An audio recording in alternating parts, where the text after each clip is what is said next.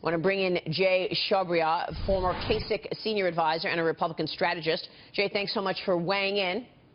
Good morning. What's your reaction to these new allegations this morning?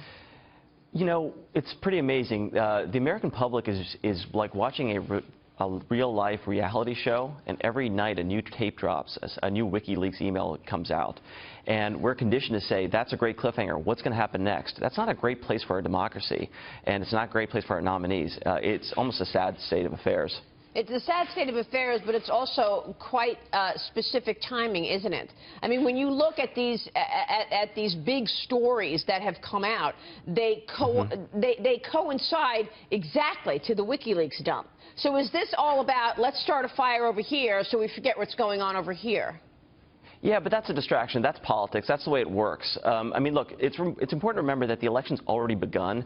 Early voting here in Ohio started yesterday, so a lot of these things are baked in. There's not like a lot of time here to come back and try to make a play for the middle or suburban women. That's already happening. More than a third of the electorate will have voted before the election, and that's a really important point to remember because it's not just a play for November 8th. Let's talk about these allegations this morning and the impact. Dagan McDowell, how do you see it? With the allegations, again, it's a pile-on of what we already know. I don't know how much more damage it does, but what could be more damaging to the Trump campaign is the fact that, and there's legitimacy in his argument, in his campaign's argument, that the mainstream media does not cover what is happening with the Clinton campaign with the same headlines, with the same vigor. I know I'm not comparing what he's been accused of to anything on the Clinton side, but I think that it bears attention, and it merits attention. If you go to the top page of Politico this morning, check out Trump tape, how Democrats are using Trump's hot mic fiasco. The 7 oddest things that Donald Trump thinks. Inside Clinton's fragile relationship with Democrats.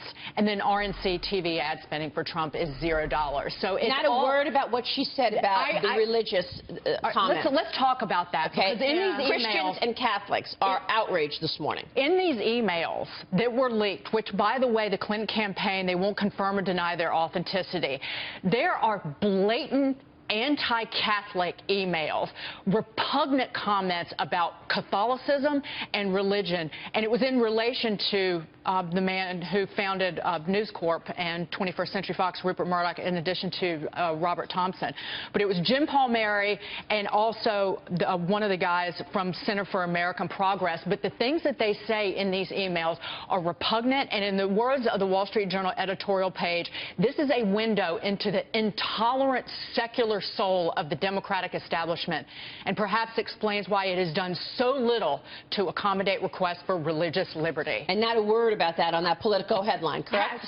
Not a word about that in the Washington Post. Hey, how about New York Times? I searched Catholic. The only thing that came up was an AP story in the search. Right, but they do have the allegations from a woman from 30 years ago. Front page, and also how Republicans are behaving in the aftermath of the Donald Trump tape. Those are the 2 main stories. You were very involved in Britain exiting the EU and the groundswell that was going on. They wanted change. Do you see similarities here? I see such similarities, and I think that the other similarity is the way that you've got the establishment, the political establishment, the media establishment, completely joining together against the people who want change, and that is what's happening here. And it seems to me that the Clinton campaign and the media are desperate for this election to be about anything other than the big change that America needs.